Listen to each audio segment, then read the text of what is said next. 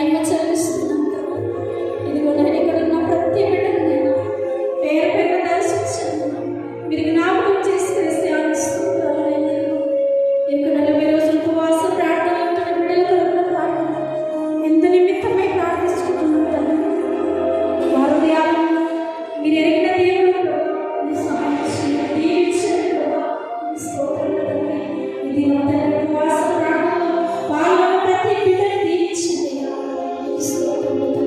అయ్యా ఈ ఆరాధనలో పాల్గొన్న ప్రతి బిడ్డనైనా మీరు దర్శించబోతున్నందుకు మీకు వందనాలయ్యా. మీకు స్తుతులు స్తోత్రాలనైనా. పరిశుద్ధుడు పరిశుద్ధుడు పరిశుద్ధుడని వేలాది దూతల చేత పొగడబడుచున్న నా ప్రభువానికి స్తోత్రాలు తండ్రి. ప్రతి ఒక్కరి పైననైనా నీ పరిశుద్ధాత్మ శక్తిని కుమ్మరించండి. ప్రతి అంధకార చీకటి శక్తులను నజరేయుడైన యేసు నామములో బంధిస్తున్న ప్రభువా, ఇదిగో తండ్రి నీ దేవతల సంవాదించండి. ఈ ప్రాంగణమంతా ఈ మందిరమంతా నీ దేవతల సంవాదించండి ప్రభువా.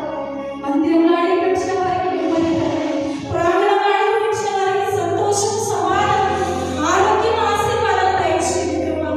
గొప్ప దేవుడు యేసయ్యా, నీ కృప ఇవ్వండి, నీ ప్రసన్నత ఇవ్వండి ప్రభువా. మీ నామం మహిమపరచబడాలి, మీ నామం ఘనపరచబడాలి.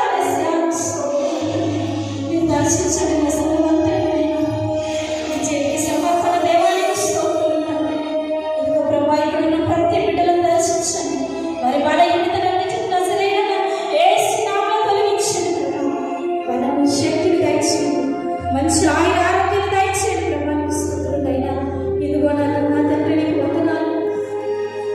ప్రతి ఒక్కరినైనా ప్రార్థిస్తున్నాను. వారి ప్రార్థన మీరు ఆలకించండి అయ్యా.